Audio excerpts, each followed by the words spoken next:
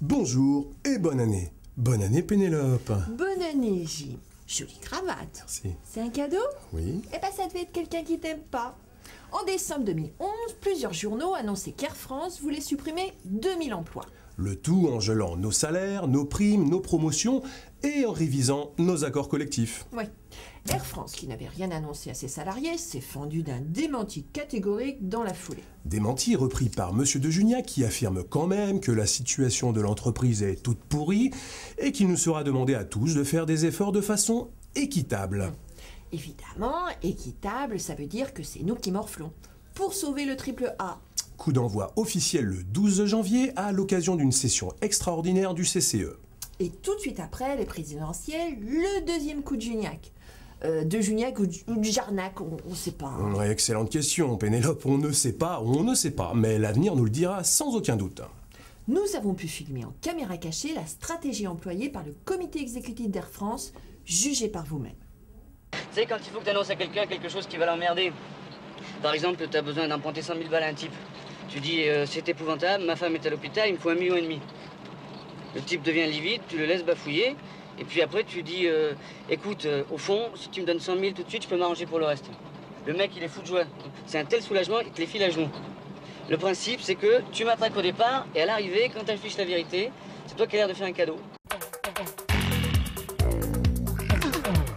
La compagnie, toujours hors la loi, refuse d'appliquer les décisions des tribunaux, la sommant d'intégrer en CDI 45 CDD saisonniers, travaillant depuis plusieurs années dans les escales de Bastia et d'Ajaccio. Du coup, cela fait 2 mois que ces indignés Corses campent jour et nuit dans les aérogares pour se faire entendre. Ça commence à faire salement désordre côté direction. Et puis en décembre dernier, coup de Trafalgar, Air France communique à qui veut l'entendre que 5 cadres ont été séquestrés par les salariés grévistes et des représentants de la CGT. Air France a donc porté l'affaire devant les tribunaux.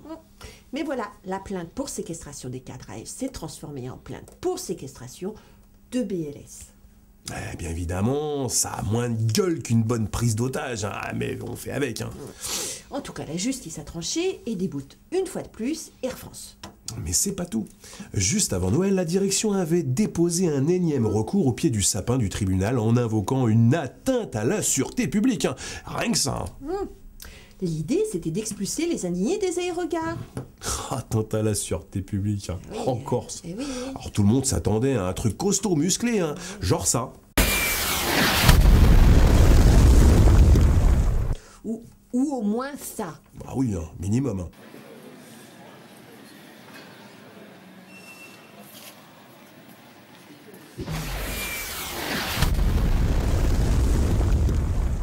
Et comme il n'avait que ça à se mettre sous la dent...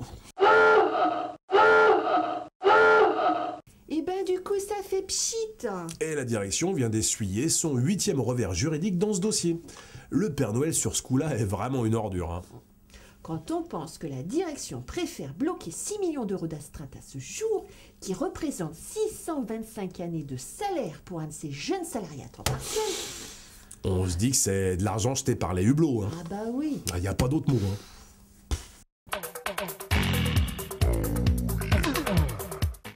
La direction d'Air France joue au strip poker avec nos emplois.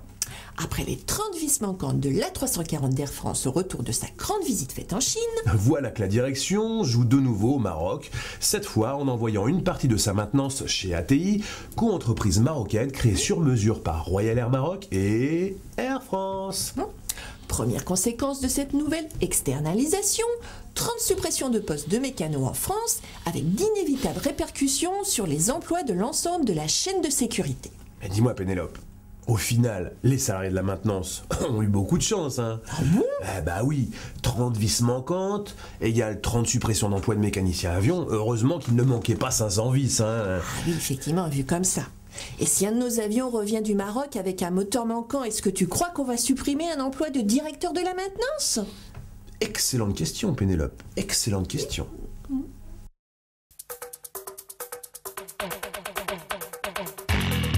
Sur ce, on vous dit à une prochaine. Si on n'est pas viré. Bah ouais.